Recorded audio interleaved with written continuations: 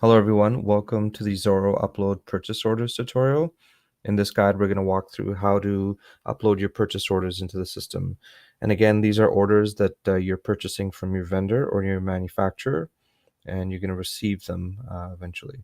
So first of all, let's go to the upload purchase orders module. I'm going to do that by just punching it in on the search menu on the left here. And basically, you're going to follow the steps that are laid out in this module. So you're going to download the template, and you're going to enter the template with the data, and make sure to follow these notes here, and then basically upload the template, which will insert your purchase orders into the system. So let's go ahead, let's download the blank template.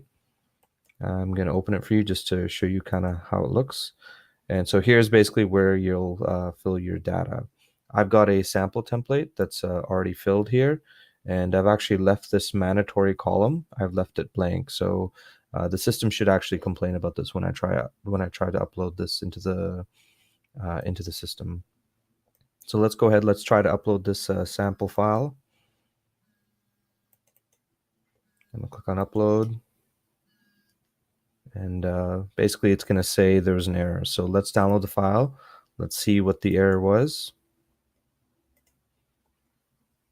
And I can see here that third-party ref number is a required field. So it basically complained about that column because there was nothing there. So if I look over the left here, it's actually blank. So let's go ahead, let's fill that column, and save the file.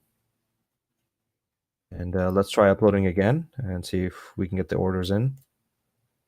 And now the purchase orders are in, now that I saved that column.